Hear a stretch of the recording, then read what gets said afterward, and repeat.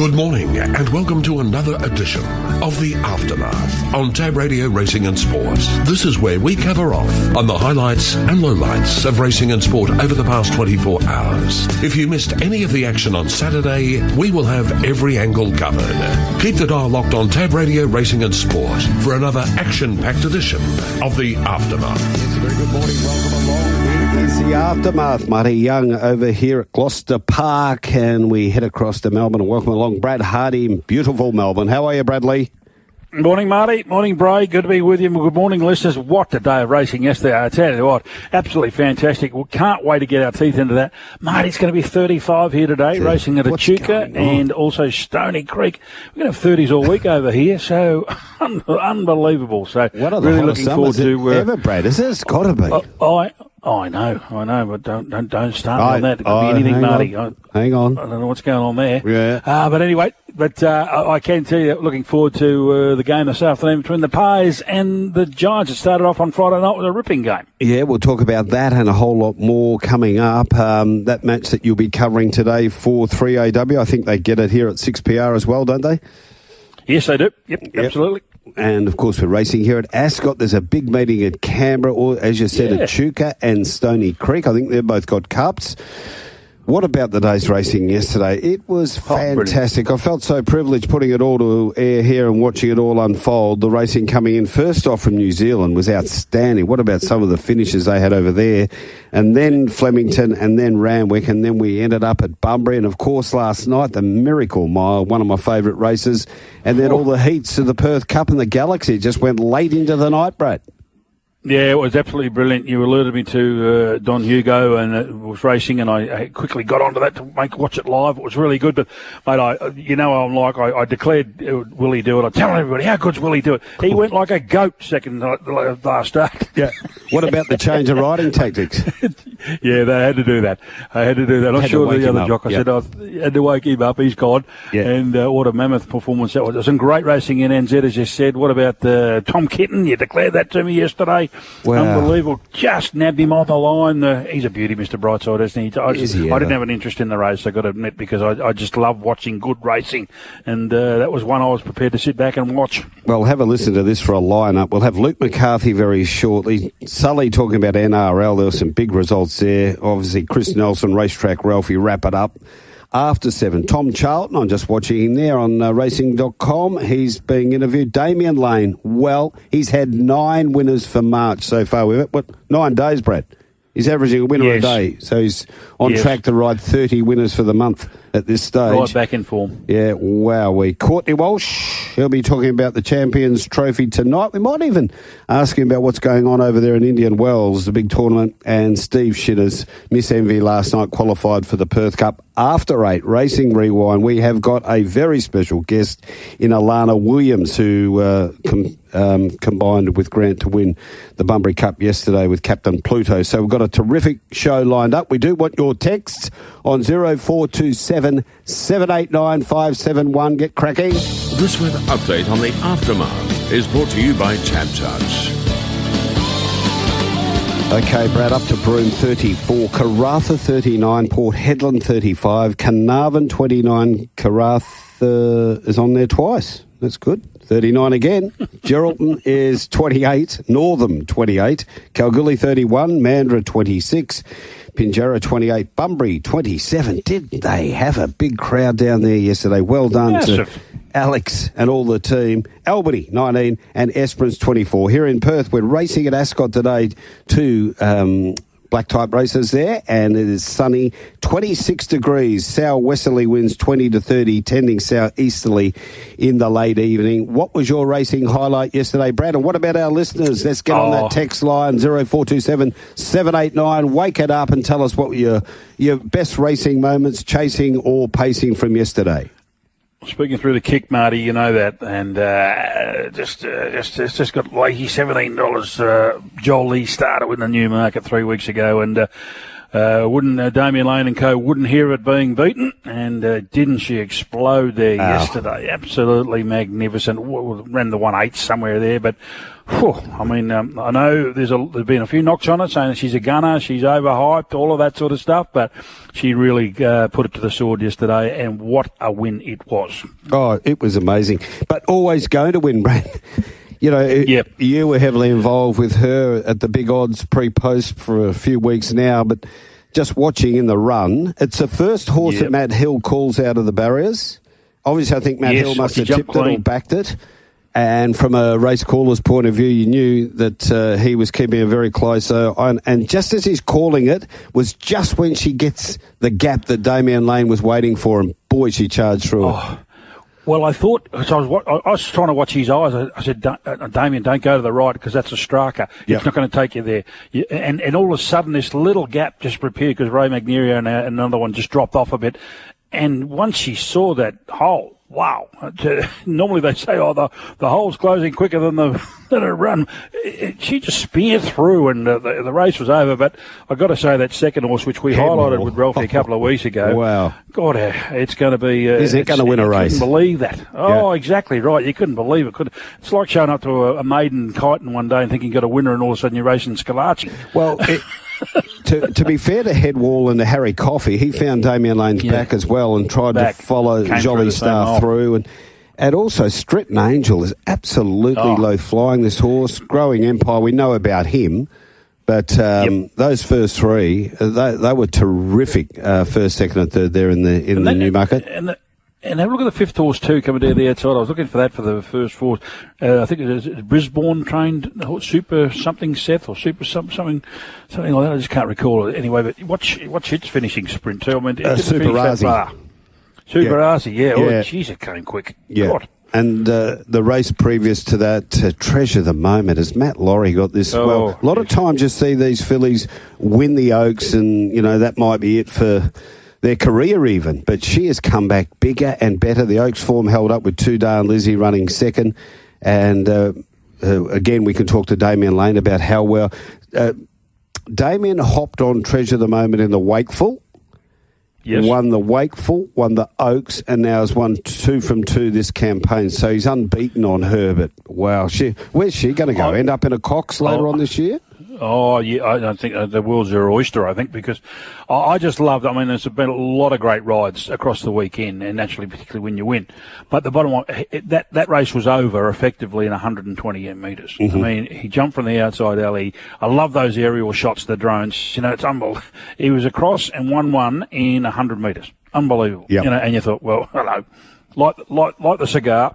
Here we go. And again, Laurie has got that flying, that horse. You talk about good rides, Tom Kitten, and he. I get what people may think about him being a gunner and all that sort of thing, but it's his second prep as a gelding. He always promised so much. He's run in the previous start behind Mr. Brightside. If you just took them in isolation and said, I'd be pretty confident that Tom Kitten would win next start over more ground. Yes, for sure. And look, and apparently his track work was scintillating earlier in the week, as declared by James Cummings. But you get to a stage where you think, well, sometimes you can just lob on someone, and he had the element of surprise wasn't there yesterday. Mr. Brightside was in for the fight, wasn't he? Oh, I mean, he was. Definitely. It was a sustained run by Tom Kitten, whereas the start before, he got held up, and then just got out and then pinged, and that can happen a lot, and you can get into fool's gold in that regard because you think, next start. But he had to sustain a fairly long run there yesterday to beat Mr. Brightside. He didn't lose any favour. He's just an absolute cracker. He's a ripper, isn't he?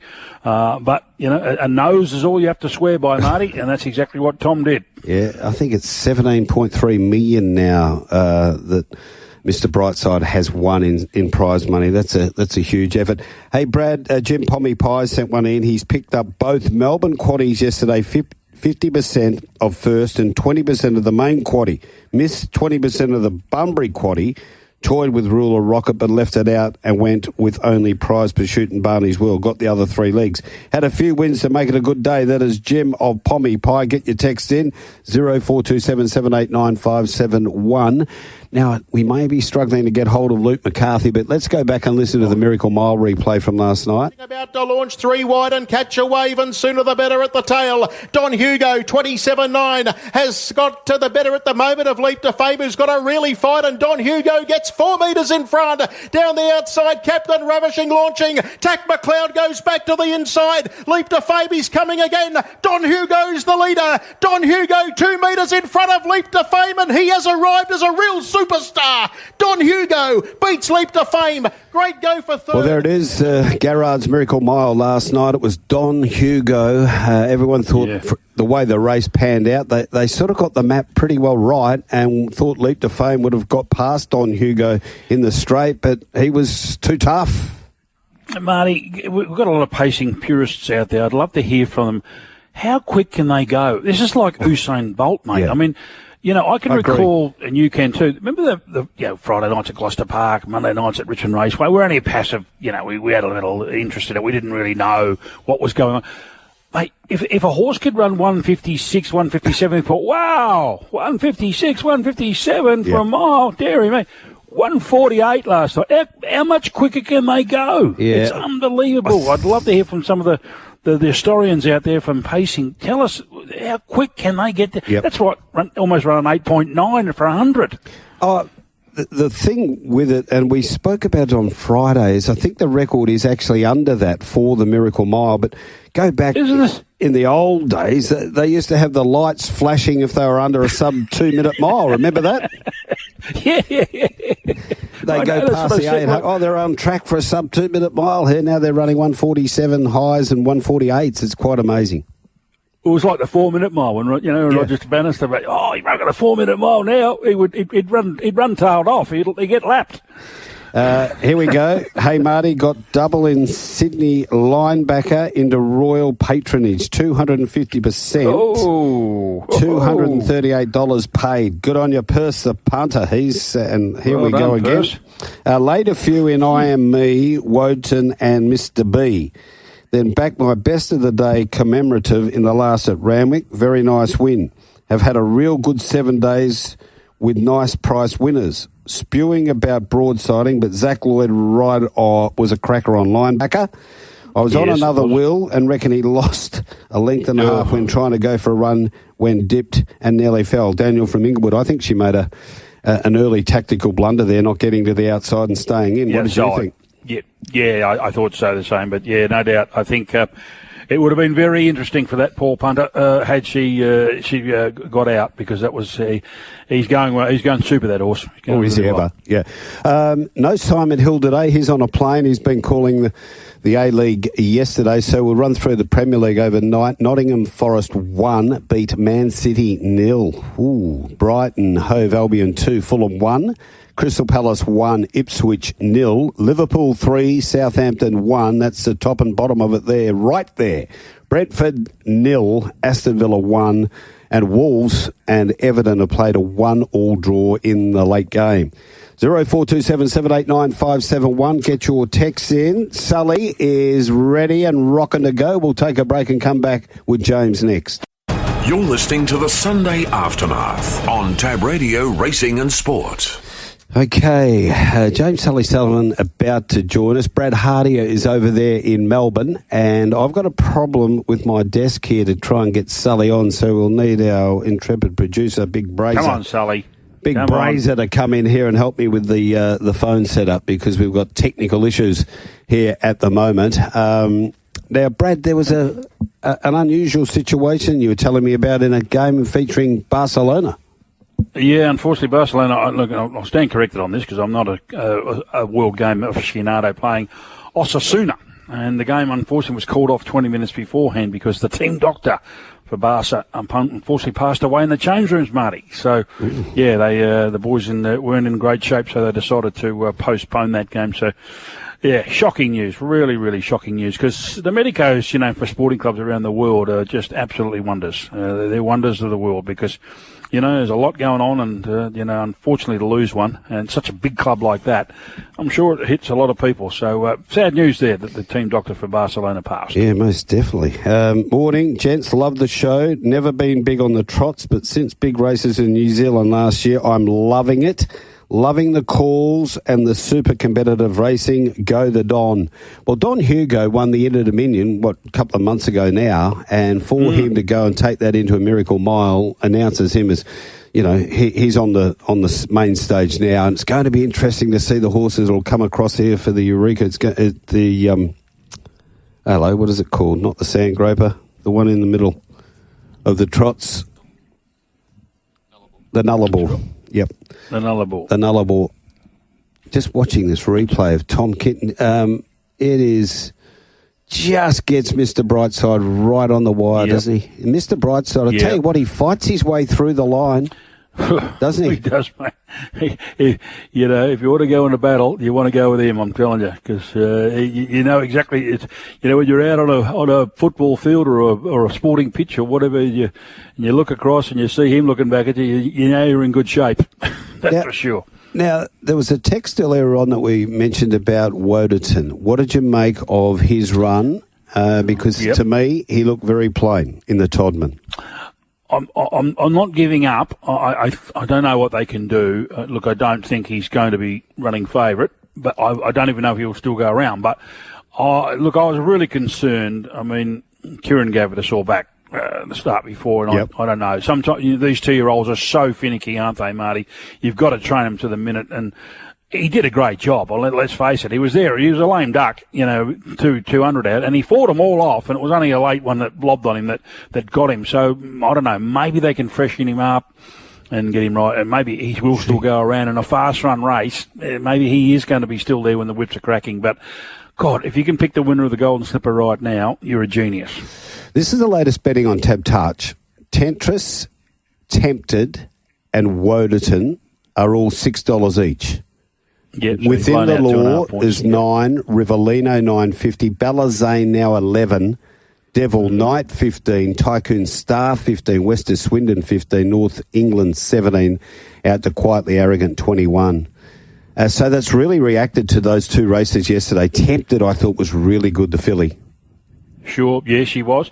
Look, we've got the Black Opal today, which historically doesn't really turn up the Golden Slipper. But Far-Sighted, King of Pop, there's a few chances there today who they might be the fresh horse on the scene. That's what I'm talking about. Like you get to a stage there was a lot of people backing up on Belle Mercy yesterday. I thought, couldn't be in that. Man. I saw her that's trial. Why it blew out the gate. I saw her trial, Brad, probably 6-8 weeks ago. And I'm still convinced that there's something not quite right with that horse. Not right with it, yeah. And you can ask Richie Bell before her last start. I said, Richie, this Belle Mercy, it's a lay of the year. And there is something not right with her. And hopefully they get to the bottom of it. Well, you've been in the thick of things for a lot longer than I have. I've always had an interest in it. But, and we've got some great trainers in WA and right around the country. And isn't it amazing? Sometimes, like a 2-year-old can either go shinny or can just really fall off the cliff quickly, or they can improve really quickly from, first run to second run to third run, whatever, you know what I mean? So that's what I'm saying. It's such an open market, this one for the Golds. I can't wait. It should be an absolute cracking race. And, when you think you got a handle on it, something else comes along. So I'm really looking forward to this race. I'm happy to be on Ballazane still. Her run last week. You do the sectionals of that race. She was the only one up on the pace. She was first up for 3 weeks, needed the run, and she's now into $11. She was $14 yesterday. If you haven't got involved, I know I've been preaching it for about 3 weeks. It's not too late. Because if she happens to draw a nice alley, it'll be interesting to see if they give her a tick-over trial or not, Brad, on the way through. Or they're going to go 3 weeks between the Sweet Embrace into the Golden Slipper. What about this match today? You're covering it. GWS Giants are playing Collingwood. They're $2.15 GWS. Collingwood are $1.70. The line's 4.5. The market, like the market on a Friday night's game, has flip-flopped around a little bit here. Start of the betting, really. GWS for $1.65. So they've been able to go from $1.65 out to $2.15, and Collingwood $2.25. You would have taken that, and they're gone into $1.70. Well, as we spoke on Friday night, as I said, look, life's about timing, and if Collingwood have got a better time to beat GWS, I don't know when it is, because, I mean, you look at it straight away, no Tom Green, just a ball magnet, brings others into the game, so big out. I know DeGoey's not playing, but they can cover that for the time being. Then you go to Jesse Hogan, Coleman medalist, 70-odd goals last year. That's harder to play. That puts pressure on Cadman. Obviously, Riccardi out suspended. So I'm worried about their forward structure and whether Cadman, promising player, not sure he's the number one. So I think that worries me greatly as well. So from that point of view, I think there's a couple of really large outs there for GWS and Collingwood, even though they are age profile old, and we know we've spoken about that a lot. It's the first game of the season, Marty. Oh, yeah. And they're on top of the ground. So they're going to be jumping out of their skins. So I just think Collingwood get this one today. But I'm not saying they'll win the war, but I think that'll certainly all four teams across the weekend, although I am a little bit jittery about the Swans now. I'm a little bit worried about them. I think Coxie's got a few issues there, which I know it's only a small sample, folks. There's a few little problems there, and I think then you start looking at draws going forward, etc. There's every chance they might be 1-4, the Swans. 1-4, not good.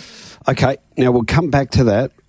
We've got this problem with our phones getting through the desk. It's 26 past 6 o'clock, so we're going to take a break and try and pull one out of the hat. Keeping you informed and entertained. Tab Radio Racing and Sport, broadcasting statewide.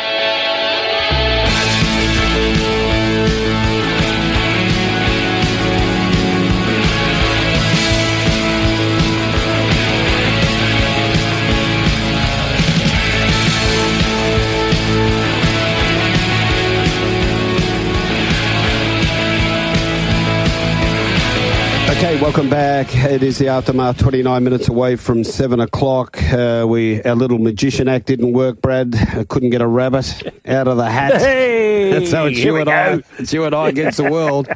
Let's start a bit of a review of racing from Royal Randwick. And first event was the Midway, and this pocketing does look to be a promising horse for Richard and Will Freeman. Yeah, and yet again on other corporates. Play of the day.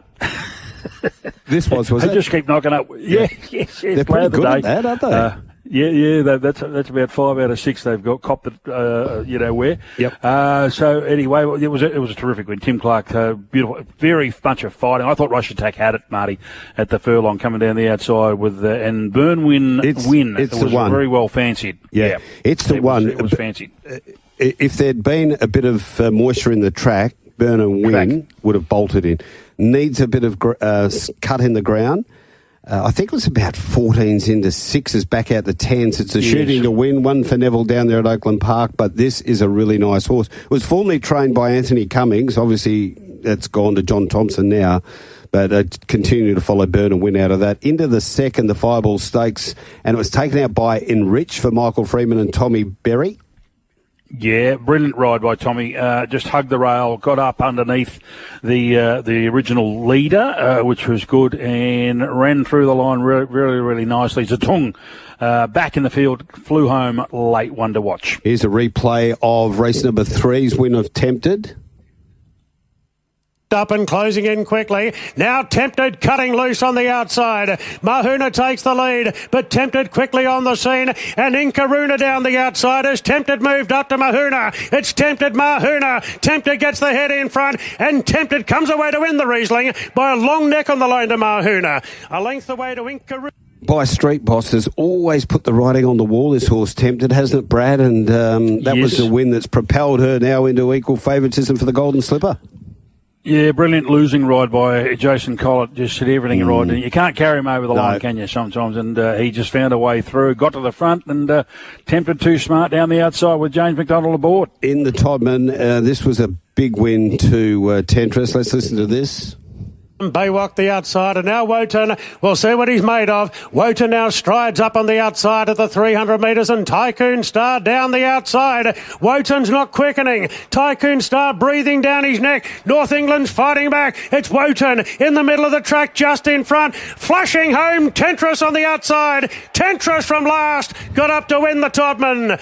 Tentris beat Wotan and Nepotism third. Well, Brad, it's not often that Melbourne form out of the Blue Diamond comes up to Sydney and takes over, but Tentris, that's where he came from, the Blue Diamond. I thought Wotan's had every possible chance to me. I don't know, maybe I'm not a fan of Wotan like a lot of other people are, but I just thought he had every conceivable. At the 600 stop the race, you say, well, how far is it going to win by? Yeah, as I say, he didn't just quicken like normally they get over the rise and they quicken, but he didn't. And I tell you what, there was one to watch there. Thrown in the deep end, the horse called Nepotism, the third horse. Yeah, it's one to follow, that's for sure. So I knew they had a bit of an opinion of it, and they just said, oh, well, we won't know unless we try. Well, they tried really darn hard, I thought, and Tycoon Star just one grade below them, I think. Yeah, agree with that. And Baywalk was caught 3 deep throughout the race in that wide draw, but I still thought a bit disappointing, a bit plain.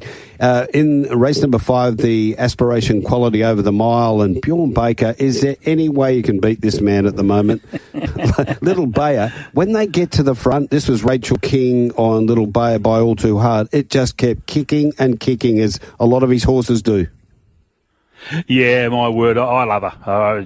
When she's in front, I'm pretty happy. But Mare Mount Buller, it is what it is. You know, with Jason Collett gave it every chance, but it was never going to run the winner down there. So full mark. But you're right, Bjorn Baker, he is absolutely flying. Challenge Stakes over the 1,000 metres, and a surprise win here to Jeddah Beale by Savabeel. He had a great day, the stallion. Beats Komochi, looked a bit unlucky. I Am Me, everyone was saying this was a good thing, into $2.60, and Uncommon James folded up late. Yeah, it hurt. Uncommon James was flying up north, and he didn't let his punters down, that's for sure. Had a red hot crack. But Jeddah Beale, he does it a lot, Tyler Schiller. He finds that little avenue. He was 3-4 back the inside, Marty. Somehow when they sort of just spread a little bit, he found the gaps, and he can do that horse, and it was well done. Brad Whittup, he can train too. He's really, really good trainer. Here's the finish of the Group 1 Randwick Guineas. What a performance this was. Wells, firstly challenged by Linebacker. Broadsiding chimes in. Swift Falcons chiming in. Aliana can't go with them. Linebacker now trying to recall the challenge of Broadsiding. Linebacker on the inside of Broadsiding. He's digging in deep. So's Linebacker, though. Linebacker still in front from Broadsiding. Swift Falcon. Linebacker wins the Guineas. Linebacker a half length to Broadsiding and Swift How Falcon. tough was Linebacker? I just want to ask you this. Was James McDonald spending a little bit too much attention on worrying about Swift Falcon down the outside and not looking to the right at Linebacker, or not?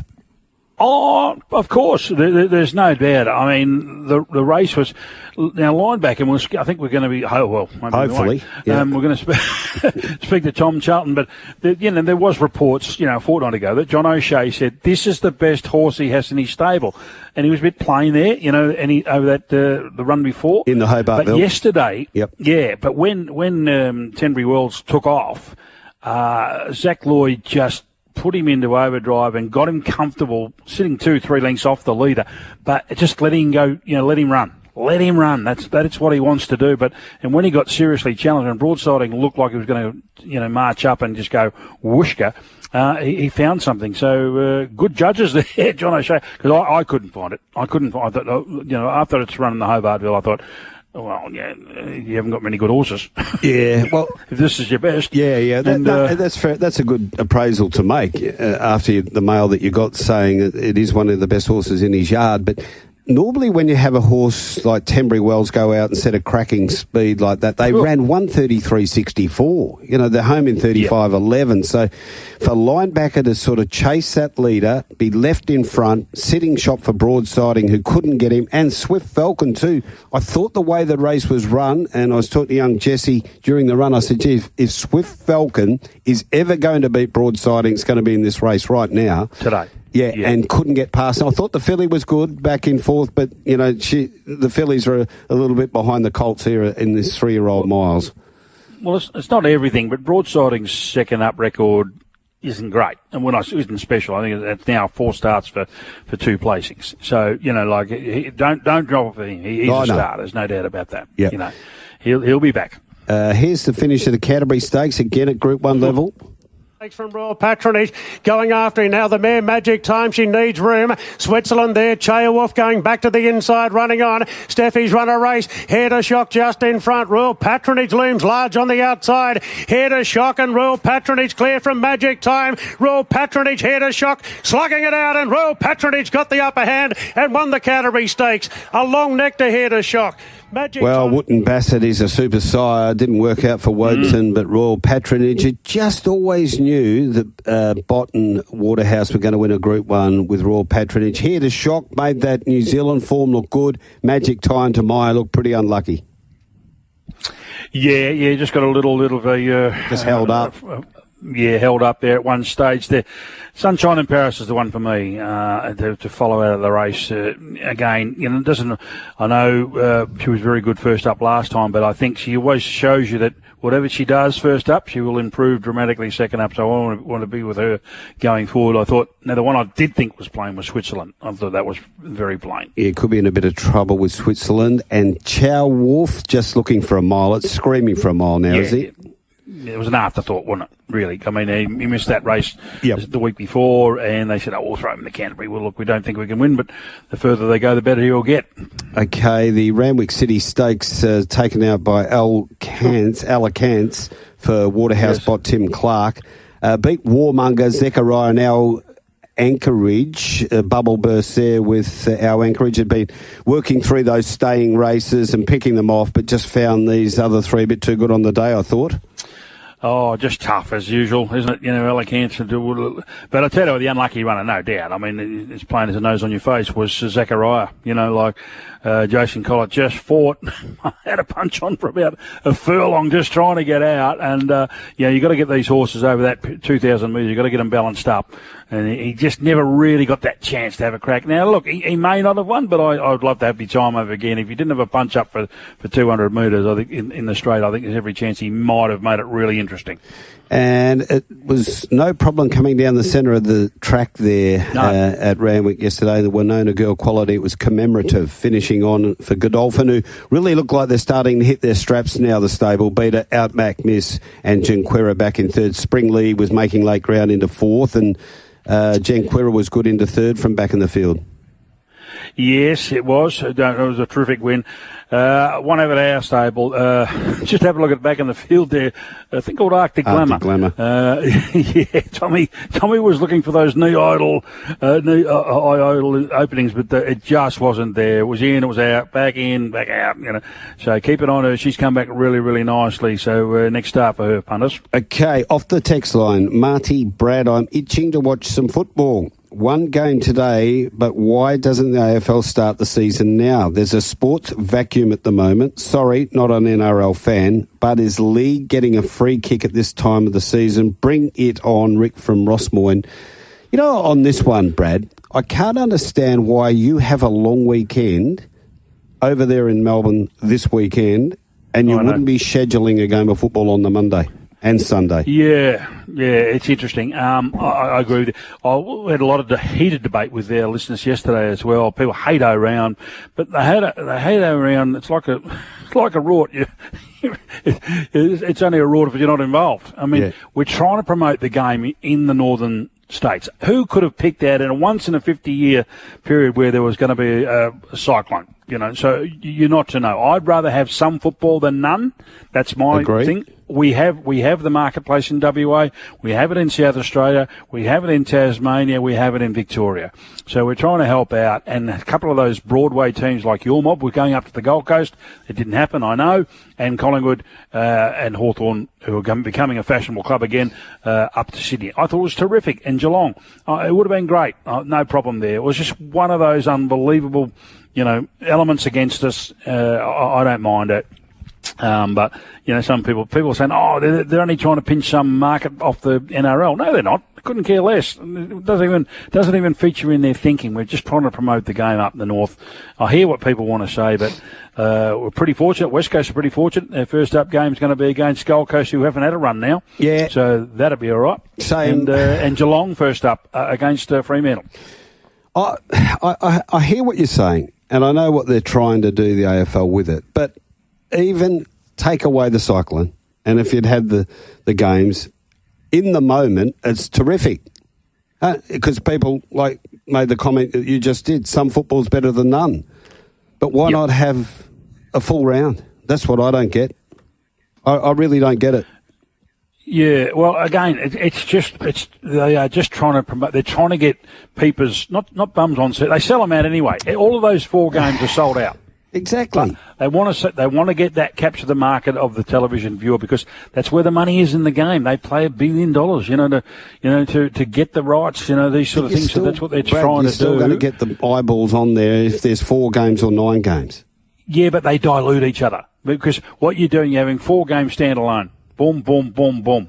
And unfortunately, it was great for you and me yesterday because there was no football yesterday, so we could concentrate on racing. But there's no doubt. And tomorrow, as you say, holiday on the East Coast, not on the West Coast. Why no game of football? So, but you won't notice it over there because you'll be going to work as normal. So I think the implications. The implications on fixturing, the draw, they can't get their head around the fixturing anyhow. This just adds another layer to it of difficulty that they can't handle. So we learnt from last year that most of those teams that played in the first week, that played into the second week and didn't play a team that had already had a run, won. Okay? There was an advantage by playing against not playing. And so... Selfishly, from an Essendon point of view, I thought, this will work out good for us. We'll play Gold Coast and then play Hawthorn week 2, and both teams would have had a run. Now you go to play Hawthorn without a run, so they're going to be 10, 15 points shorter than they would have been. Yeah, there's always going to be positives and negatives, pros and cons. We know that. But, from my point of view, I thought it was going to be absolutely outstanding to see Brisbane unfurl their flag against the Cats, who probably should have beaten them in the prelim final last year, and we're kicking themselves. But next Thursday night, they're advertising it over here as Carlton having an open training session. Yeah, well, you know what I mean. We can talk let's talk about Richmond later on. That's an argument. That's an argument. People can want to mix it in the opening game. I mean, for a while there it was good, because Richmond were really good. They won 3 out of 4 flags, and Carlton were trying to get there. They hadn't been there for a while, so there was some interest in those particular games. But that's gone on a bit on the wane now, given their status on the ladder. I reckon if you took it over, say, how many games do you think there've been opening game Richmond-Carlton? 20? 15, 16? Around that, every bit of you'd be lucky to have 30%. 30% of them, 25% of them, any sort of games. They've been normal failures as a spectacle, yes. Apart, as you said, from that period where Richmond were up and about. Aside from that, Carlton have just dominated Richmond in nearly every game, opening game. Yeah. Well, that's right. But again, they choose to have 2 really, really well patronised memberships, and they always fill the G. So it gives them the right amphitheatre to kick the game off, as there was going to be on Thursday night up in Brisbane. It would have been a full house at the Gabba, as I say, unfurl the flag. So I get all that. I know there's a lot of arguments about whether they should, but as I say, we're very unlucky. I mean, we can repair the Geelong Brisbane game because they both got the bye in round 3. Unfortunately, this cluster, I call it, of playing 2 rounds in round 24 for Essendon and the Gold Coast is just an absolute schmozzle. Now, Gary has sent in a text. Get them coming in, 0427 789 571. We'll take a break in a minute and then go and review the racing from Flemington. The longer I live, the more I fail to understand the vagaries of the punt. Yesterday at Bunbury, the winners of races 6 and 7, Ruler Rocket and Triple Missile, were respectively $15 and $14 fixed odds, yet the double only paid a paltry $71. It should have been around 210, I'd imagine, 15 by 14. Yeah. I only had 2 units on, so it wasn't me monopolising the pool. I haven't taken a running double for a long time. Have you, Brad? No. We understand it's the pool and the number of winners and etc. I get all that. Now I do feel his pain. I do feel his pain. You'd expect if you're having 50 cents or $1 all up, you're expecting to get more than 70. Oh, yeah, 100%. And here's another one. Good morning, Marty and Brad. The question I asked last week, Racing WA, our major race day being Saturday, why do we have so many races with 7 or less starters that turns punters away? It happened at Bunbury yesterday. Is there a problem with starters? Bring back the maiden race with good numbers, which will allow trainers and owners having a Saturday winner good for all. With 2-year-olds, if numbers are down, then make it available for non-winning 3-year-olds. I see the numbers for this Sunday at Ascot have the same numbers in 2 races. P.S. This doesn't happen in the East as often. Snows, it's cyclical. It's this time of the year when you've come off the break after the summer carnival and you're gearing up for the autumn. And if you have a look at it every year, the numbers drop off. It's just about number of horses. I don't like the idea of having a maiden on Saturday. Never have.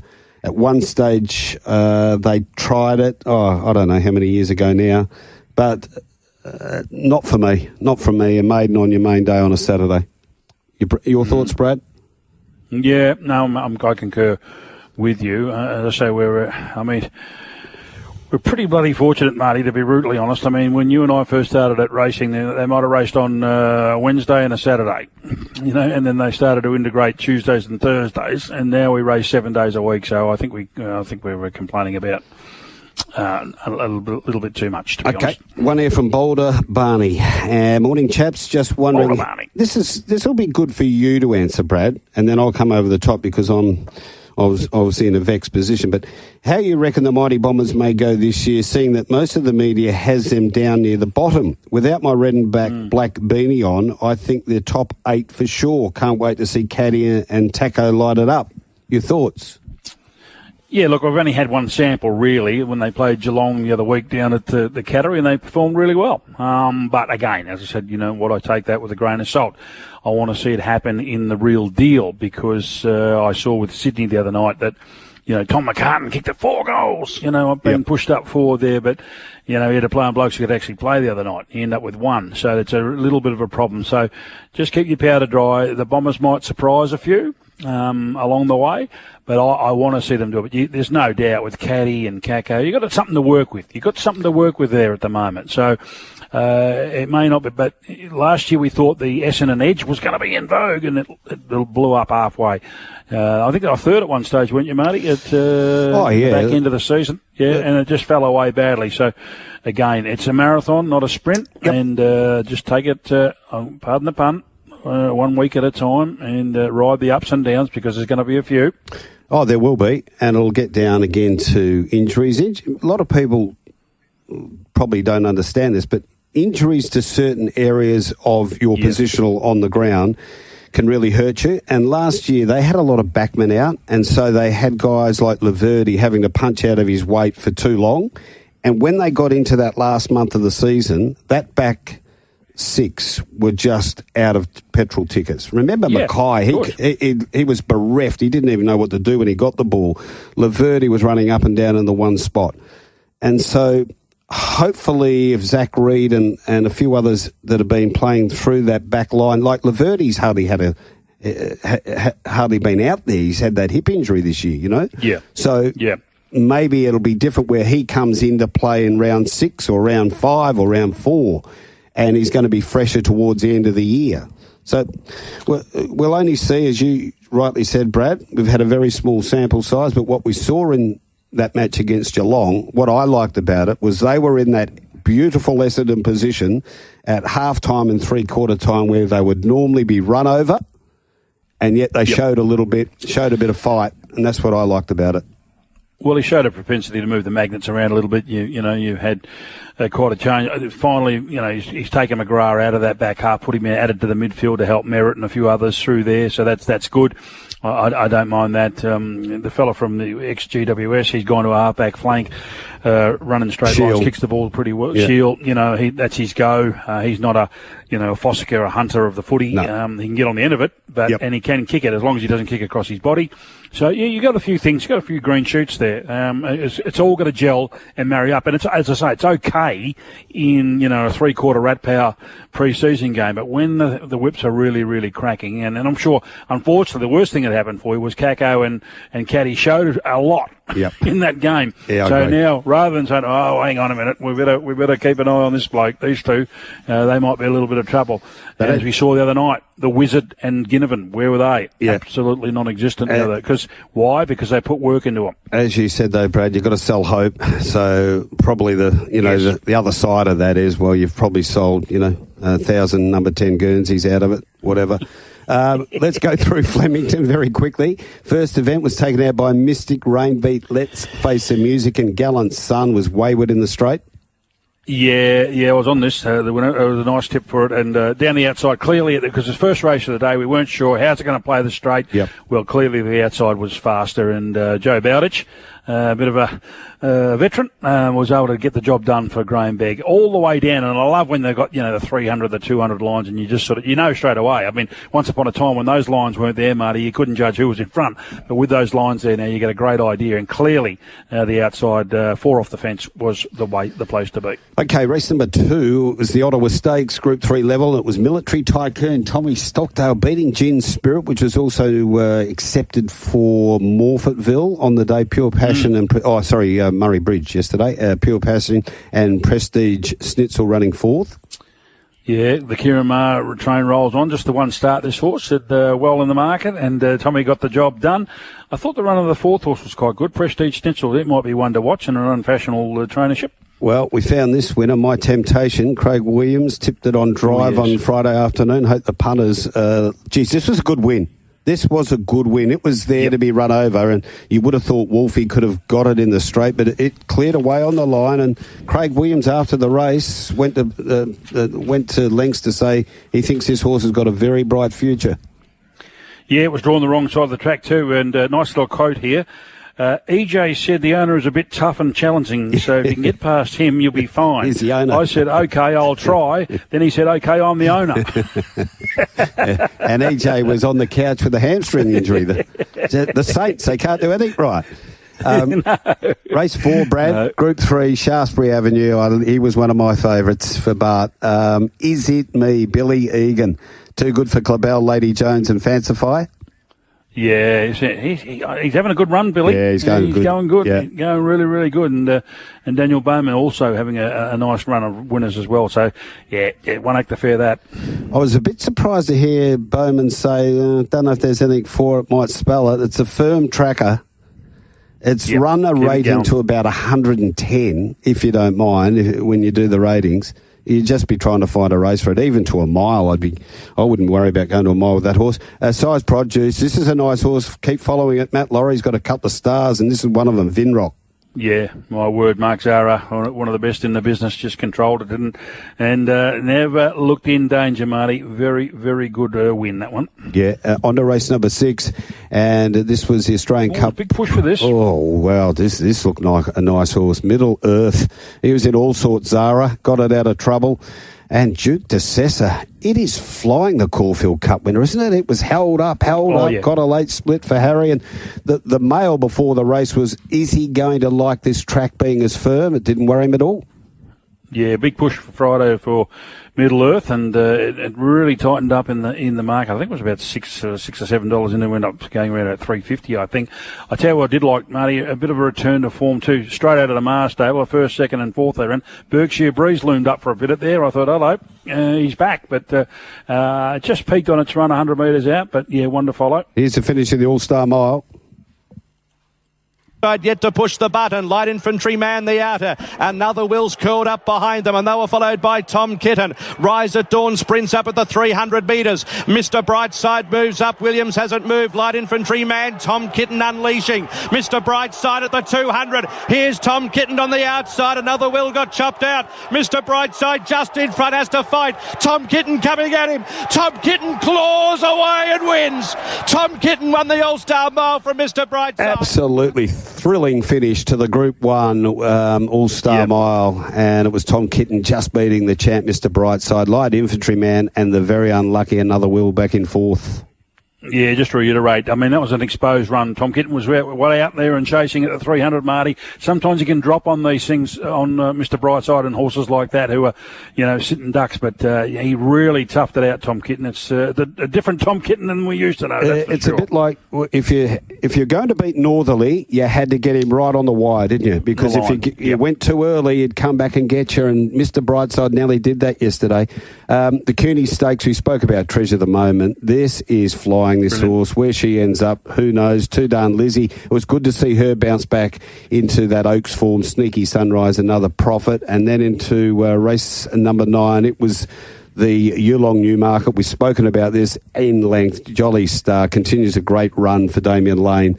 What a day he had there yesterday. And in the lucky last, Brad, tell us about Jenny Lala and Craig Newitt.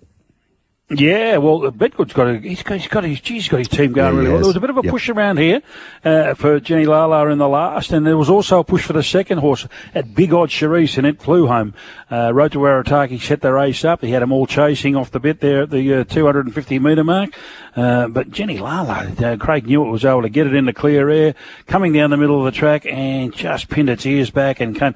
But what's the run of the second horse, Marty? It's the one to Black Booker out of the follower, Charisse, because it was a beauty for Gerald Maloney and Patrick Maloney. Okay. One to watch, that boy. All right, thanks for that, Brad. We're counting down to the news. It's almost 7 o'clock. After a huge weekend of racing and sport, we can all do with a Sunday saviour to round out the punting weekend in winning style. The Tab Touch Sunday Saviour is here to sweeten your Sunday on the punt. It's over to the boys to provide this week's edition of Tab Touch Sunday Saviour. Yes, just because the phone's not going through the desk, we're still getting your text. So get them in, get your Sunday Saviours in on 0427 789 571. Bray will have last week's winner for us soon. Now, I had to finish off that weather. Mostly sunny, Broome 34, 39 Karratha, Port Hedland 35, Carnarvon 29, Geraldton 28. They raced there yesterday. They've got one more meeting, and then their cup meeting's on April 6th up there on the Crayfish Coast. Northam, sunny and 28. Kalgoorlie, sunny, 31 degrees. Mandurah's 26. Pinjarra 28. Bunbury 27. What a crowd it was there yesterday for the Cup and the Stakes. Albany's 19 degrees. Esperance 24. Here in Perth 26. It is currently 15.6. Chilly old night. Funny week, the weather, Brad. We had about 39 degrees, I think, Thursday, and then cooled right off to about 13 degrees last night, but warming up again. Warming up again. Yeah. 35 over here today, Marty. So those investing at Echuca and certainly at Stony Creek, keep an eye on that. See our horses. You might be able to get on with some of the coverage and just keep an eye on some of those horses just in case they do come up in a bit of a muck lather. Okay, let's go through some of these texts for Retrovision. We've got a few to work through, and keep them coming in. Give us a hand. Hi, Marty and Brad. With less than a minute remaining in the first quarter, a Hawks official on the boundary line held up a sign with the letters TNT on it, which even had the commentators scratching their heads to what it meant. I thought maybe it's "'tis nearly time." But, Brad, do you have any idea what it meant? I know it's hard-hitting stuff, but I'm curious to hear what it meant. That is from Rusty Gates. I have no idea, Rusty. As I said, I'm confused. There's all sorts of things that they put up on the sidelines these days, and some of them I don't think we can espouse on. I don't know. It's like getting those memes on your phone, isn't it, Marty? I'm not sure. The young people these days have got far better, different connotations to things that you and I know nothing about. Should be all 18 teams playing to start the season off with a GF replay of the previous season to start the season. That is from Daniel. The old grand final replay first round, that's been done a few times. I'm not sure about it. What do you think? Yeah, I'm not fussed either way. As I said, it's a storm in a teacup for me. I think they've just got to get, as I say, we're very unlucky with this, the climactic elements of this. But anyway, we're going to argue the toss for all we like. Unfortunately, we're not going to change it, Marty, because I think round O is here to stay. Bit of basketball last night, you might have heard in the news, but big upset here, round one. This was up at Illawarra, and the favourites, they were $1.40. I'm involved with the Hawks. Got $11 on a pre-season ticket, and I was going into this one feeling very happy about myself. 10 points up at half-time. And then Melbourne have come home hard and beaten Illawarra 96-88. Now, you watched a bit of this game, Brad. I didn't. Tell me what happened. Well, it was the Hawks were just dominating, onto the boards and under the boards, and they were going really well. It was a bit of a free-flowing affair in that first quarter. I mean, it was sort of, you have a go, we'll have a go, and see who does it best. Well, they both did it pretty darn well. It was 29-26 at quarter time.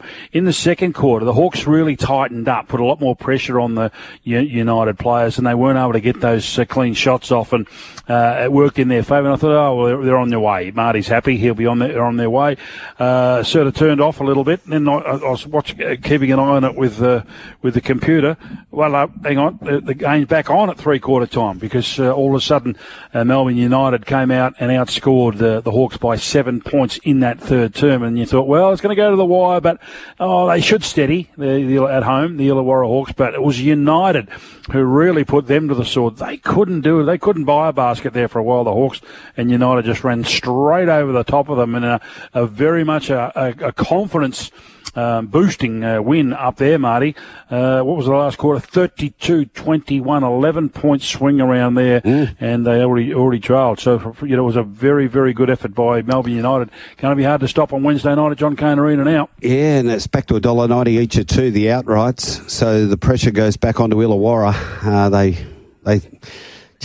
They looked good things there. As I said, they're $1.40 playing at home. They're always hard to beat. They've had the wood on Melbourne this season. But when you've got star players like Melbourne have got with Dellavedova and Goulding and players like that, you can't underestimate. Goulding was well held. Yeah, he had was. 15 last night, Goulding. He was well held. It was really Dellavedova, of course. He top score with 18. They had 4 or 5, that had those sort of numbers, which was really really good. Whereas the Hawks were a little bit reliant too. They didn't have too many big scorers. Froling 16, Hickey 14, Blanchfield 13. So it's not really stardom sort of numbers, is it? No, Harvey. Whereas you expect that Bryce Cotton or someone to get 30 or 33 or Goulding 40 odd in the first game against West Wildcats in the semi-finals. What about this match to round out the ICC Champions Trophy? India now into $1.39, New Zealand $3. Can the Black Caps cause an upset here? If they were to lose this, the Indians, there would be a blue, wouldn't there? I mean, they haven't had to leave for Dubai the whole time. They've got an enormous record there. Mate, they're playing really well, Marty, I've got to say. We know how good Kohli is and what he's been doing, but, Sharma's back in a bit of form.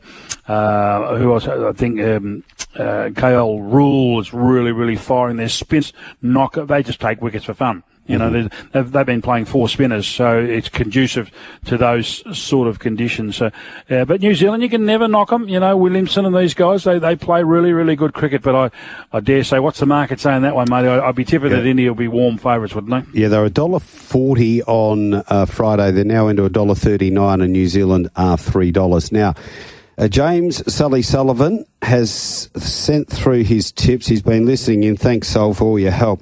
On ya, Sully. Same game combo. Storm win, Harry Grant to score a try, $3.25. First try scorer, Storms, Elisa Katoa at $15. Now, Black Opal Day, this is in his backyard. He'll be there, front and square. Race 7, number 1, Palmetto, and race 8, number 4, Highlights. So I know Sal's put these out on socials for the same game multi in the NRL. Storm to win. What are they going for? 24 straight round 1 wins. Haven't lost since 2001 first round. Unbelievable. Not a bad effort, is it? Brilliant effort. And you would think if they're going to win, Harry Grant's going to get a try. So that's not a bad bet. 325. Yes. And Katoa to score any time. Try for the Storm at $15. Now, we've also heard from Chris Nelson, and he has sent through horses to follow. Let me get these up. Race 2, Zaitang. I think we highlighted that one. Yeah. Race 3, the first 3 home in race number 3. So they were Tempted, Mahuna, and Inkaruna. Race 6, Kamochi, which I did say was unlucky. Yeah, you did. And race 7, he's going with Swift Falcon. Yes. He's a very good judge, Chris. He's doing a good job. He's doing a ripping job. I hear him quite frequently on the East Coast radio, doing a wonderful job. I did keep in touch with him and a few others, Greg Ritchie, Crash Craddock, Greg Swan. I was trying to find out exactly what was going on with that cyclone up there, Marty, and of course a lot of it was a non-event. And I got the shock of my life yesterday working on our fellow station, and bugger me dead, moving in at Toowoomba. Yep. Hang on. Blowing a dog off a chain, and they're racing at Toowoomba. Unbelievable. Even up in the Sunshine Coast, they avoided most of it. It was, just sort of, as you know, Queensland better than anyone, Brad. Yeah. Well, it was really down the south. I mean, Byron Bay flooded, Lismore, poor buggers. I mean, seriously, you would never...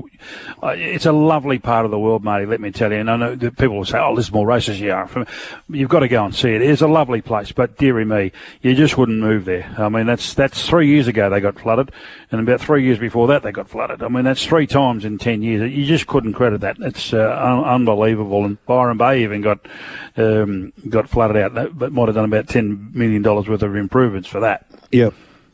I'm just looking up at the news now. There's a couple of upsets. There's been a wedding brawl in West Sydney. Who would have thought? Problems in West Sydney. And Victoria knife crime continues on. So, a couple of big upsets there. Yeah. Yeah, it's annoying, mate. I don't get it. I don't know what your bail laws are like over there. They're absolutely horrendous here. There's one teenager who just goes in like a revolving door. And he has been charged and bailed in excess of 50 times. He's taken the cap off. He's raised the bat. You shouldn't laugh. I know, mate. Well, I know. It's just bizarre. And the same, sometimes they get the same magistrate or the same judge, and they go, look. First name termed. Yeah, Marty, you've been a very bad boy. Most people would like me to lock you up and leave you in the car. And I should, but I'm not going to. On your way. And I'll see you tomorrow. Yep, you'll be back. Ridiculous. Absolutely ridiculous. Jim Pommy Pie had a discussion with some visiting UK friends over a beer on the future of cricket. He said he was amazed that on the weekend, almost every park has back-to-back kids cricket on, and many of the young kids are absolutely brilliant. In England, there is nothing outside of the private schools. He's now very concerned for the future of any Ashes campaign, and following England's dismal display of Dubai, can't see any other score than 5-0 in the up-and-coming Ashes series. I share his concerns. That's Jim of Pommy Pie. Yeah, it's a good debate. Look, I think we saw a signal from Steve Smith the other day that I'm worried about the ODIs. I think they are, those biannual tournaments. We've got the World Cup and the Champions Trophy. I think a lot of the boys have wrung dry the towel, so to speak. They've got as much as they possibly can out of it. We saw Cummins, Hazelwood, Stark not play in the Champions Trophies for Australia because they've been rehabilitating. Of course, Cummins' wife had a second child, fair enough, all that but stuff. But they've been rehabilitating, Marty. Why? Because they're off to the IPL. Yeah. And they do 4 weeks' work and get $1 squillion, and away they go. And I was taken aback the other day, and good luck to them. Fantastic couple, Mitch Stark and Elisa Healy. They bought a property in Sydney last year, 26 million. Oh, 26, yeah. 26. Yeah.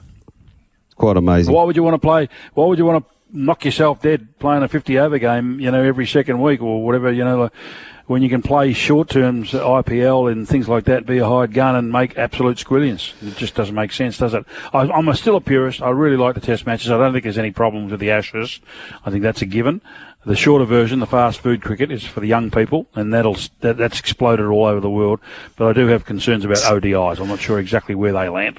I'm going to get a bit political here, Jim, but I think it's a microcosm of what's going on in your country at the moment. And it would be very hard for any national team to come out and play with any pride with what's going on politically and socially in the UK at the moment. And if you don't know what's going on, because you probably won't see it on mainstream media, get on X and have a little look around. And the old country over there is really struggling at the moment. And for people to come out and throw their heart and soul behind it for a national team, I think it's endemic of what's going on socially and politically in your country. And what do we got here? Richard from Kalgoorlie. Can GWS win without Hogan kicking 4 to 5? Do they have the right stopper to limit young Dacos? And no stringer either. So back Collingwood to win it for their milestone man. Yeah. Oh, exactly. Look, there's no doubt. Toby Bedford will get the job today on Nick Dacos, and he can match him for speed. Can he match him for guile? Probably not. He's going to need a help. He's going to need just chop out. He's going to need someone stepping in the way of Dacos from time to time just to impede his run. But people knock young Nick, and I don't know why. There's always that element, Marty, as you know. What, tall poppy? He doesn't win that. Yeah, he doesn't win the hard ball. Yes, he does. He bounces off people. You see him. He's always on the move. He's a little bit like the Daniel Kerr of old. Remember when Daniel Kerr used to start about 10 metres shy of the one side of a bounce down, and he'd come charging through and he'd hit it with speed? Well, that's what Nick does. And he reads the play off hands, win or losing ruck, better than most. And he's quick to react. So that's his strength. And also with McRae, they can float him around a little bit. He can start on a half-back flank. He can shift him out to a wing. He can play high half forward. He doesn't have to be, in the middle all of the time, and that's what he gives you that flexibility. So Toby Bedford will get the job today, but he's going to need some help from his teammates. Can the GWS Giants beat them without Hogan? It's going to be tough. I mean, because Hogan demands more. I'm going to talk about Darcy more now. So all of a sudden Cadman gets him. So Cadman wouldn't normally be copying that, and that's the problem for me. Toby Green needs to stump up this year. I thought he was a bit quiet for his capabilities last year, and no Stringer. Well, you haven't had him yet, but we know he's going to be the cream on the cake, in really good shape, and I dare say he'll be one to watch in the finals come the end of the season when the GWS Giants get there. That point you make about Dacos being on the move, I remember, and I'm pretty sure it was late in the year against Carlton.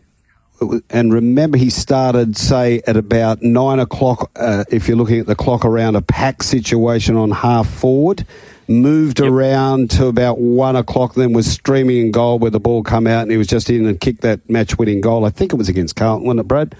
He is that type of a player that you're 100% right. If you're going to try and tag him for a whole match, you want to be not only super fit and have speed, but, as you said, the guile to go with him.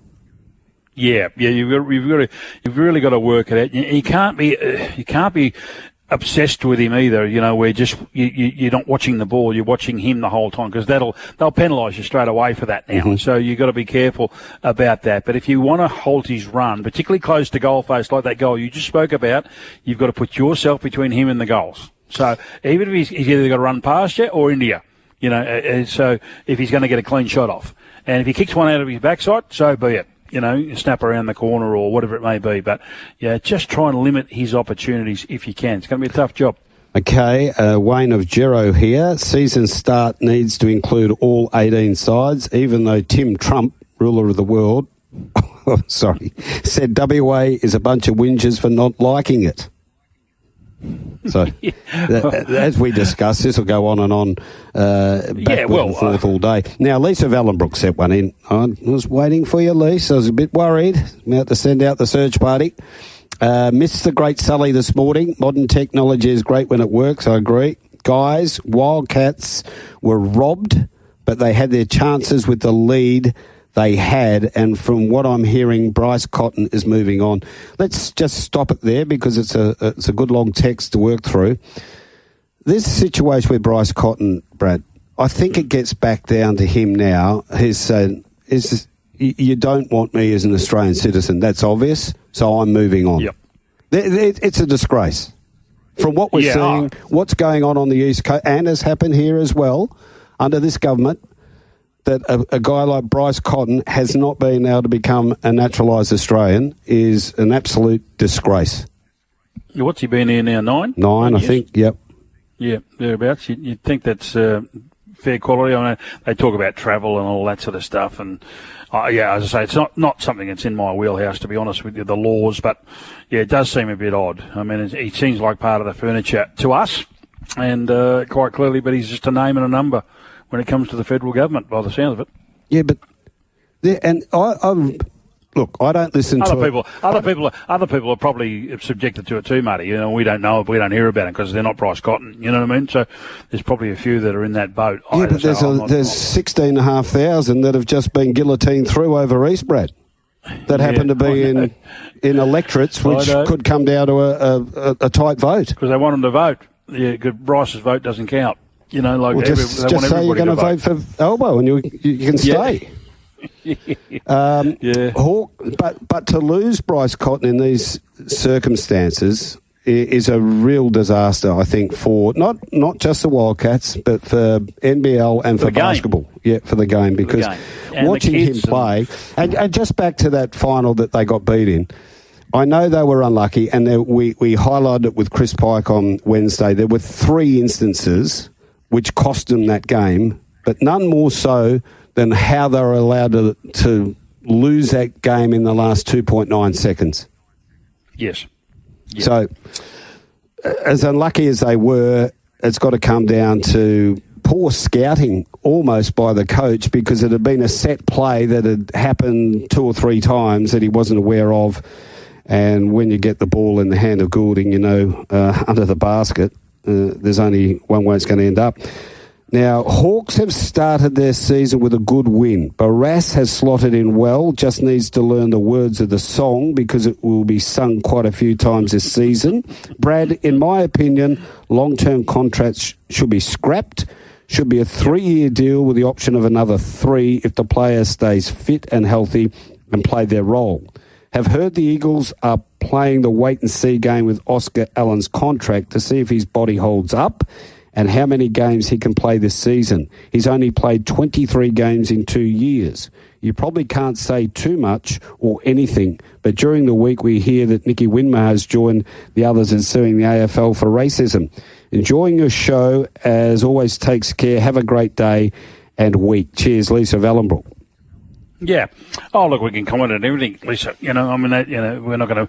We're fully abreast with what you can and can't say. But look, the Oscar Allen one is. This has been going on for a long, long time, Marty. You and I have been talking about this on and off air with Diggers and the boys for a long time. That Oscar Allen clearly wants to stay at the West Coast Eagles. That is just a given. Otherwise, he would have gone already.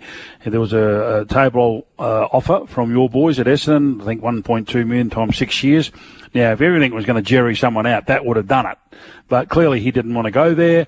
He wants to stay in Western Australia. He sees the likes of the talk of Harley Reid and what he might earn. He sees that Jeremy McGovern signs, Elliot Yeo signs, so on and so forth. And, he's a 25-26. 2 years ago he had a really good year.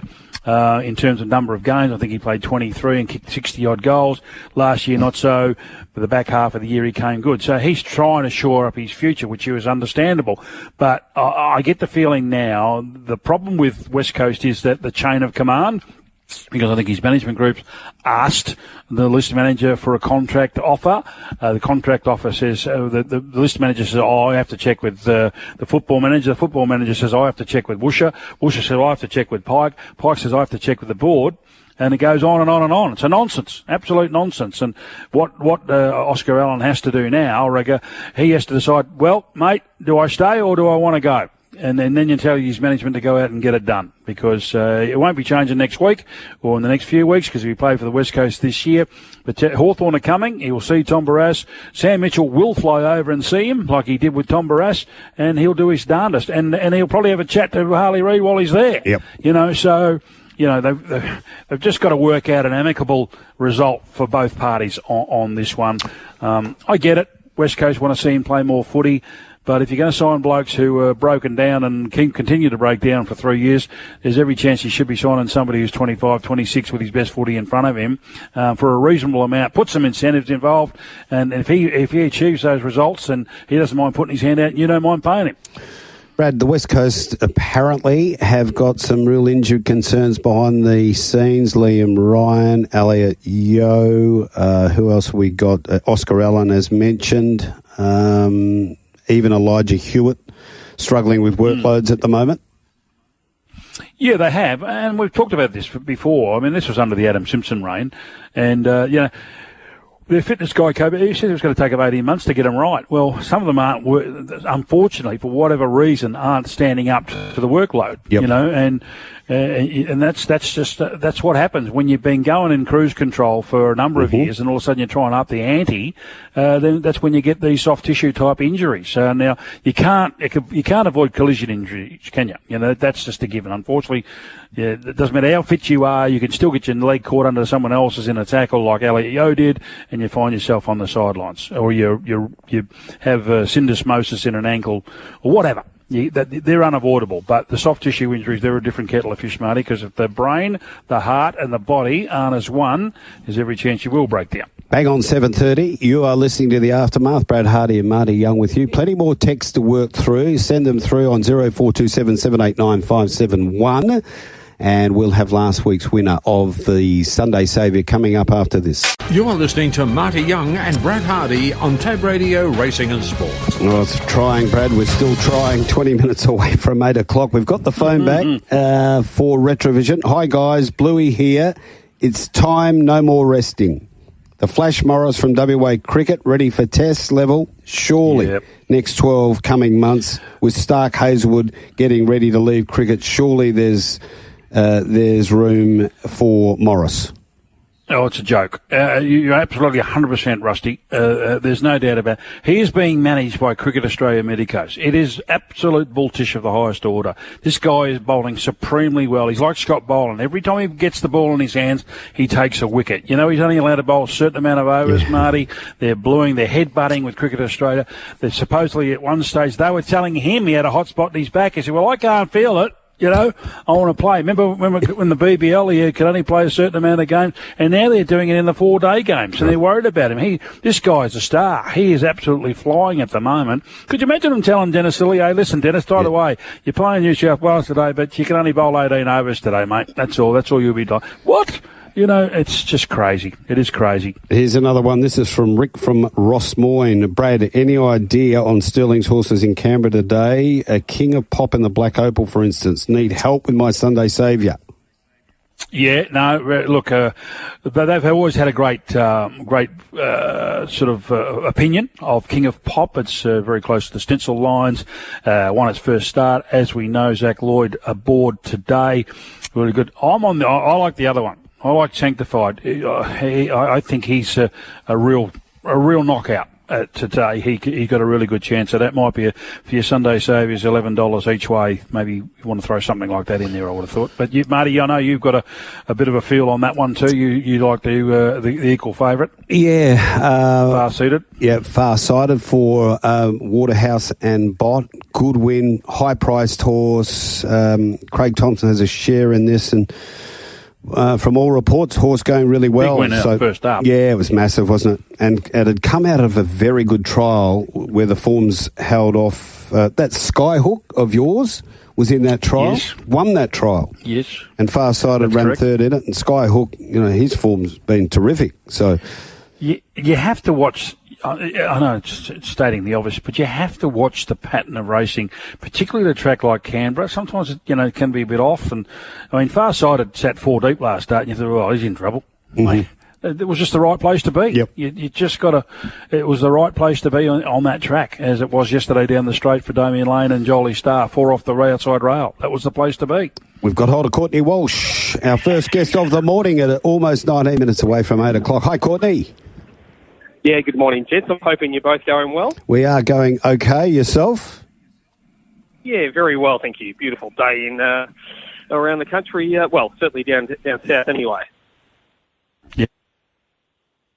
Champions final tonight. Warm favourites, the Indians. They haven't had to go far. They've stayed by the whole time for political reasons, obviously. But how do you see? Is there any chance for us outside punters to get a quid on New Zealand? Look, I mean, when you get down to a 50-50 match or a one-off match, you certainly, it's not all one-sided, but just everything has been made for India throughout this tournament. As we sort of stressed, we thought that they're clearly at 2 to 250 like they have been for the last 3 or so weeks. That was a pretty good price. South Africa, for mine, looked at the biggest challenger, and they didn't get close in the semi-final on Wednesday night. They were they were outpointed by New Zealand in that match when they basically had to travel from to Dubai on the premise that they might possibly play a match, but they didn't. But then because of the result, they ended up having to fly back. Not much left and got robbed by New Zealand. So I thought South Africa were the biggest challenges. I do think that, while the Kiwis have got a habit of causing some big upsets, I would think that it will be India's to lose. Put it that way. They've been playing really well. I said to Marty, they've been playing outstanding cricket. We know about Kohli and that, but KL Rahul, he's back in form. Sharma's back in form, and the 4 spinners. It's been very conducive for those guys. Oh, without a doubt, and that's part of the problem with being based. Like the asterisk is over this tournament. Every other team's had to pick a squad of 15. Mindful that you're playing most of the tournament in Pakistan, which means you have to cater for that. India knowing full well they're playing entirely in Dubai, which we know is conducive to spinning decks. That's why the Aussies went and trained there before the tour of Sri Lanka recently, because they could prepare on spinning decks similar to what they get in Sri Lanka. Knowing that, they were able to bolster their squad with extra spinners, players who could turn it. So it's a stacked deck. Absolutely one-way traffic in terms of that, and they have bowled very well. Australians were really competitive in the semi-final day. 260 odd was a pretty competitive target. It took until 8 balls and a masterclass from Kohli with the bat for India to run it down. But it was also probably one that they never really looked like losing either. They were always looked to be in control of that run chase. So I think. It's going to be a big task for New Zealand. They have got match winners. We know that. We know that Kane Williamson's obviously been a legend of the game. Whether this is his last match in this format, similar to Steve Smith sort of retiring, and then is potentially, Virat Kohli. Look, you think Kohli will probably go on to the World Cup, but last sort of major match for a couple of these absolutely legendary batsmen in the ODI. Daryl, Mitchell is very good, and Glenn Phillips, who took one of the greatest catches you'll ever see, a very, very handy all-rounder in terms of his off-spin, etc. Mitchell Santner, the captain's been very strong for New Zealand in that format, but I do think India is, just has stars from the top to the bottom. Might be Rohit Sharma's last match, potentially as captain in the ODI format as well. So a lot on the line. But it's India's to lose for mine. Yeah. So, tactical question. Do you try and beat India at their own game, or do you try and take a different tack and find another way to win? In terms of selection, I mean. Well, yeah. I mean, I feel like you have to go with the. Matt, Henry and that at the top of the order, the fast bowlers for New Zealand are very, very strong. But clearly, I think. It'll be interesting whether they, what the best option is. Is it winning and batting first like Australia did, or do you try and chase them? Hopefully sort of contain them early. Similar to what Australia did in the ODI World Cup a couple of years ago. They were able to kick them to about 240. I don't think Pat Cummins went for a boundary in his 10 overs. They were able to restrict it and then chase them. That might be the best bet. It's a really sort of interesting dynamic.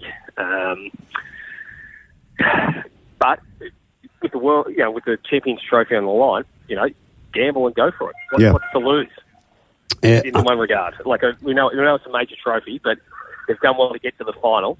We know that everything's favoured India.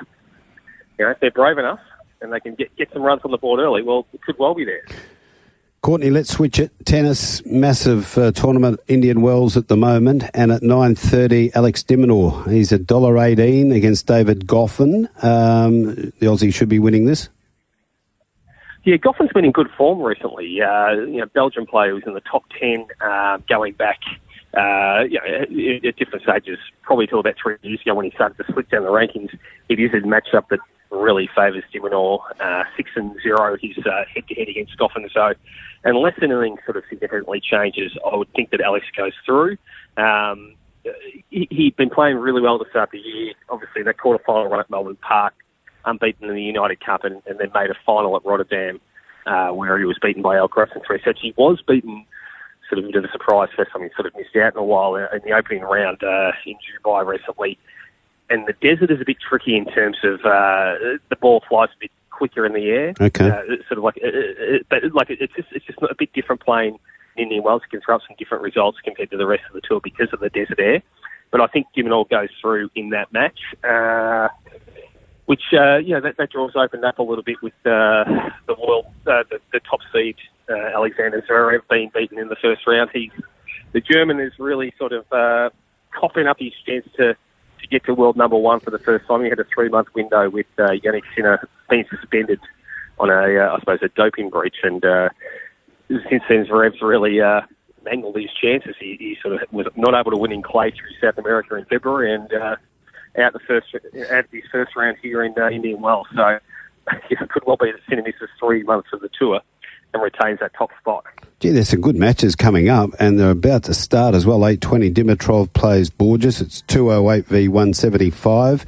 Kachanov is playing Borges at 170. Borges at 175. Yes. Yep. Yeah. Dimitrov is on that. Dimitrov's.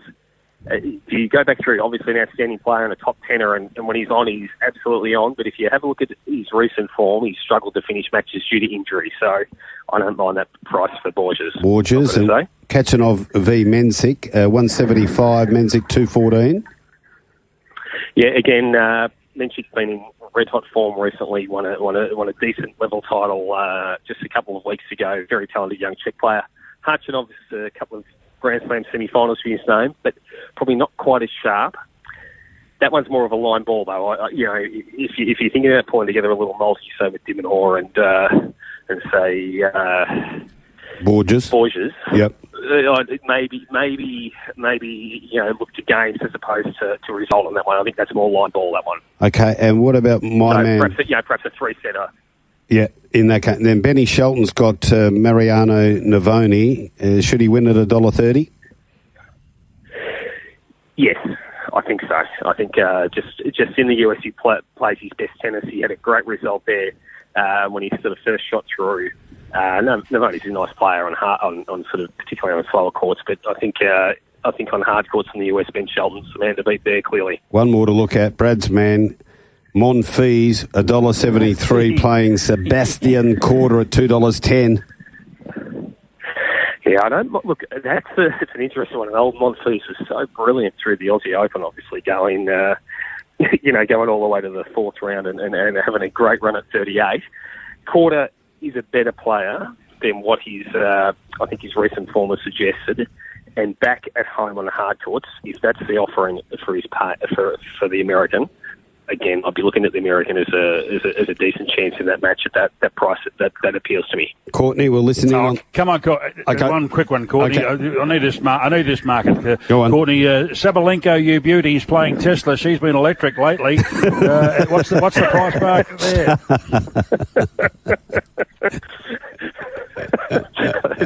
That's magnificent, Brad. No, I'd be going with the Aussie Open runner-up in that one. I think very hard to beat in the hard courts. We know that. She had a bit of a surprise loss in the Middle East last month, but I'd be backing the Sabalenka in every hard court match she plays. No matter, I think if you do that, you'll finish ahead. It's a hard one to match. Thanks for that. All the best, Courtney. We'll listen in and find out who wins this match, India and New Zealand, later on this evening. Courtney Walsh is a beauty. Thanks, Courtney. Now, counting it down, 9 minutes away from 8 o'clock. We'll work out this Sunday Saviour winner from last week soon. We need to get through a couple of these texts, Brad.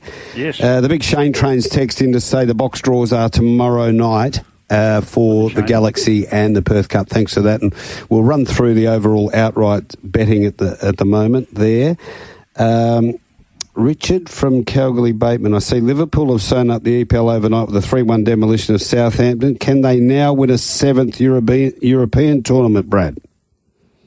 Oh, well. That was a piece of court. You asking me? God. Let's say yes. Yes. What say you, Marty? Okay, we'll go with that. There's another one here. Someone's having a crack. We need to get this one on. This is from Fred of Freo. Me thinks Brad drinking the AFL Kool-Aid if he thinks opening round is a good idea or here to stay. And as an aside, ran into Bob from Marble Bar in Headland last week. He says, "G'day, Brad and Marty, but told me his mobile is blocked by Digby or Tim, so can't text in." Cheers from Fred of Freo. No, not drinking the Kool-Aid. I'm far from being pro AFL House. You know that, Marty. But I get it. I understand it. Having lived it, obviously starting with the Bears and all that, I understand what they're trying to do. I know it's not ideal for everybody. It's not going to be. It never is. But I do have a bit of an understanding of the O-Round, what they're trying to do. And unfortunately, a once in 50-year, as I say, climate problem with the cyclone stuffed it all up. That's all. It'll be okay. Okay. Another one here. Don't get outraged for being outraged for the sake of being outraged for being the new black. Now, hang That's on. all I say. Larry wants to know, after one game in opening round, Brad, who's your tip to win the grand final? Well, I can tell you. I can tell you at the moment, Hawthorn are favourites. Yeah. But just in all seriousness, too, before we catch up with our next guest, Hawthorn favourites. What did you make of their win? You've spoken about Sydney. You got concerns with them, but what did you think of Hawthorn? Again, I wanted to see them do it, and they did it, and that's what I like about it. Yeah, they got challenged in the third quarter when they got their clay together a little bit. Sydney, 5 goals they kicked in those wet, treacherous conditions. But, I like what I saw from Hawthorn. We knew what they did. The Hollywood Hawks, there's a lot of chit-chat. They've still got a long way to go, but no, that's all you can do is win. What I can't believe is that Collingwood are still 6th on the ladder at the moment, Marty, and they haven't played yet. They're lining up for tickets already at the Pile End. We better get to our next guest. Out of the air, takes out the first heat of the Cup. Second goes to Sunset Hornet. Third tight. Okay, that was Miss MV winning there at Cannington last night in the heat of the Perth Cup. Steve Shinners joins us. Hi, Steve. Morning, Marty. Morning, Brad. How are we going? Oh, how are you after that win last night? Did it easily? Yeah, look, I mean, as it's been well documented, she's probably not anywhere near her best at the moment, and it was a big effort. She hadn't even trialled out of those boxes since the track opened up, and she sort of didn't really know where she was going at the start and missed the start and had to work really hard. And look, she ran home okay, but her fitness will improve dramatically, and a bit of race match fitness certainly helped. Oh, so that's a bit of a warning then to the competition that she's going to improve on that run? Yeah, look, whether it's going to be enough next week, it's a pretty hot field, and as Brad would know, nothing beats match fitness, and takes them 2 or 3 real hard runs to get back to that brilliant best. But look, the class got her through, and she's just a great chaser and hates being beat. So, very proud of her, and it was a big effort. All important box draw tomorrow night. Where do you want to? Obviously, you'd say 1, but what would be the ideal draw for her? Yeah, look, I mean, she's probably not too box dependent. She's a very smart dog in the field, and you can't teach them that. It's probably more what's drawn around her. You'd probably love to be drawn on the outside of Mapungatully and give her the card into the race. And, look, she'll, wherever she draws, look, if she gets a clear crack at them, she'll give her best. So that's all we can ask for. And she seems pretty bright this morning, which is good, because sometimes when they've had a real hard run, it takes it out of them. But she's pretty bright today. So with the extra week and a run during the week, and hopefully she's pulled up with no soreness, and fingers crossed, she'll give her best. She's a tenacious little thing, isn't she, Steve? Well done. I mean, as you say, a little slow, but the way she burrowed up going out of the straight the first time, that's the trait of a good dog.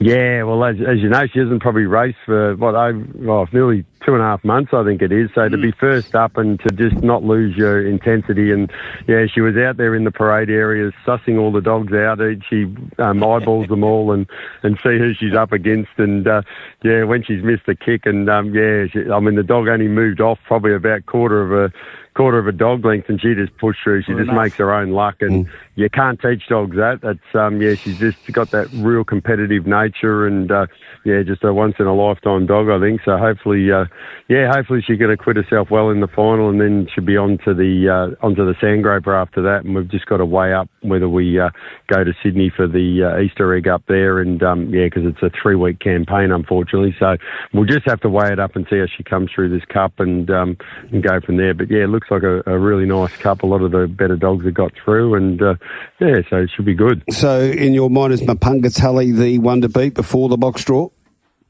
Yeah, look, with a blistering early speed, I think, there was another dog there, I can't name fails me at the moment, but it might have been the quickest, but it had the red as well, and it's probably a bit more box dependent. If it draws the red, it's probably a big chance, but Punga Tully can probably almost lead from anywhere, and look, if we were match fit, I'd be pretty confident we could run her down, but she's probably really another couple of weeks off getting back to that brilliant best, so she would have to tack on fairly close, but look, as long as she gets around safe and runs a good race, will be wrapped, and it's a big thrill. Sounds like there's plenty of options going forward as well. Steve, thanks for your time today. All the best. Box draw first, and then the race next Saturday.